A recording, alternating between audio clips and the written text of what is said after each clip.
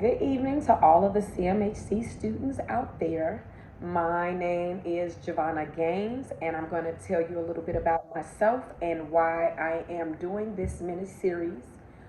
First and foremost, a little about myself. I am a doctoral student at the Chicago School of Professional Psychology. I am a licensed professional counselor in the state of Illinois. I am doing this mini series called Self Compassion as a collaboration as a doctoral student with Dr. Crowley. And I just am coming in really quick to give you guys a little bit about the ingredients for self compassion. So now you're at this space as a master's level student, and you have internship, you have everyday life, you have assignments due, and all of these things that are happening around you. What about you? We talk a lot about self-care and the importance of self-care so that you don't get burnt out. And one of the biggest things that we fail to also miss in adding in self-care is self-compassion. So I simply quickly just want to talk about 3 small things as a reminder to keep in your mind as you progress through this exciting journey as a CMHC student, to have some self-care as well as self-compassion. So number 1, I would like to talk about kindness. We can be surprisingly hard on ourselves at times, even if we are kind to others. To practice self-compassion, we need to be understanding of our own suffering and perceived shortcomings. So instead of punishing ourselves for our failures, we need to acknowledge that we are doing the best that we can do. I would like to challenge you guys, no matter where you are in the program, to just take a moment to take in a deep breath. Inhale, hold for 5 seconds.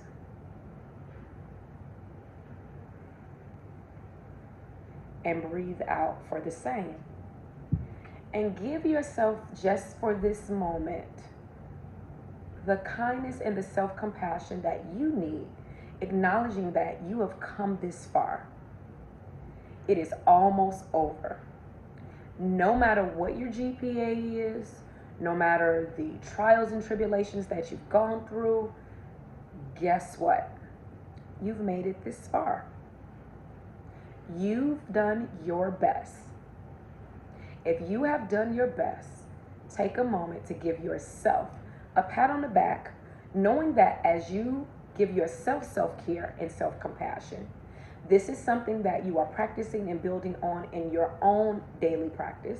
You will be able to do that same in your clinical work, or if you're like me, a doctoral student, and decide to come over and teach in the counseling, education, and supervision program, then you will also be able to give that as a supervisor, as a consultant, as an educator. So give yourself a hand clap or a pat on the back for all of the work you've done thus far, and be proud of how far you've come and where you're going. Self-compassion. Number 1, be kind to yourself. Second, a sense of common humanity, or what I like to say is universal commonality. We all, no matter age, race, socioeconomic status, religious practices, we all have some level of universal commonality. So therefore, pain and failures and setbacks are a part of everyday life experience. We all experience those.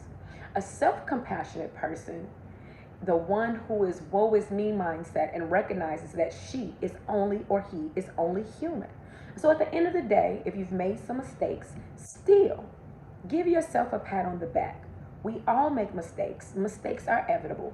But what is required at the finish line is endurance. If you have endured this far, you are being kind to yourself. Give yourself the type of compassion and kindness that you would give to your clients, also to yourself. Self-care is essential and necessary. We don't ever want to get to the place as clinicians, or even as a student who is an emerging counselor, to the point where you burned out. If you're burned out in your program, then there lies a problem. Be mindful Give yourself the kindness, number one, that you need, as well as the sense of common humanity that we all make mistakes, but when we fail, we can get back up. So, this is a moment that I would like for you to take a second to pat yourself on the back again for how far you've come, as well as even when you made mistakes, you kept on moving forward. This is not only essential for your self-care and well-being, but during your clinical work so that you can share these same things and concepts with your clients. Last but not least, I would like to talk a little bit about mindfulness. We hear the term in the field, it's tossed around, but what does mindfulness really mean in relations to you as an emerging counselor? You are in the CMHC program and you are going through the textbook knowledge, and even if you are an internship, you're going through some of the real life experience of what it means to do clinical work. But what about you? So we've already discussed how important it is to be kind to yourself, going back to self-compassion. And we've discussed that you are human. You're going to make mistakes, but you've overcome those already. What does mindfulness look like for you as a CMHC student? Well, we need to be aware that our own emotions, including those negative feelings that we experience, in any balanced way, we need to face painful thoughts without aggravation or drama. Sometimes it's all about the drama. But what we should be able to look at is self-compassion is different from self-esteem. Be confident in yourself. But people with high rates in self-compassion respond better to humiliating experiences or criticism. And at this point, we should have all gained some level of criticisms from our professors that should be the highlight of our professionalism that helps us grow. Looking at criticism from the advantage of growth. So, compassion provides a kind of emotional buffer to life's hard feedback. So, what I would like to leave you with is the 3 ingredients of self-compassion that are very necessary and instrumental to your growth as a CMHC student and as a future professional, emerging counselor who needs to be balanced at all times, not just for yourself, but for your clients. And also the idea of realizing if you get to a point of burnout, what self-care looks like and what that means for you to take a break. You cannot pour from an empty cup, even as a student. Even if you need to take a break as a student, I would tell anyone being in that seat before as a CMHC student, I took a semester off when I needed. I cannot give something to my clients that I am not able to give to myself. So what I have learned over my more than a decade in the field thus far is the ingredients to self-compassion. Kindness, being kind to myself.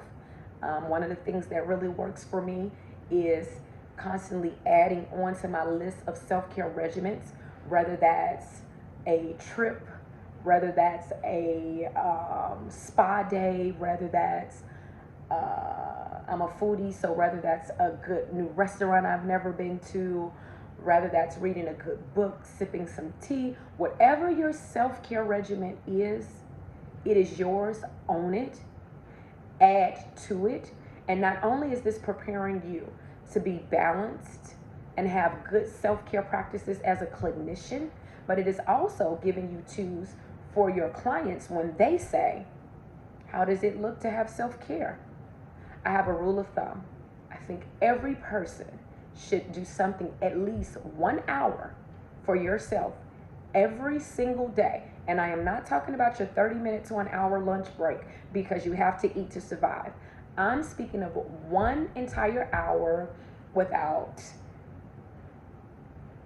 no distractions, just you and yourself, and choosing to do and being mindful to do whatever it is that brings you joy, that brings you peace, that balances you, whether that's prayer, whether that's meditation, whether that's, I don't know, a good comedy, whatever is worth to you That means self-care. Do that thing. So, a quick reflection. Self-care and self-compassion ingredients. Number one is kindness. Number two, you're human. You will make mistakes. A sense of common humanity. And mindfulness. Be mindful. Be mindful and take care of yourself. CMHC students, you got this. And you're going to be amazing. There are people that are out there waiting for you, that need you.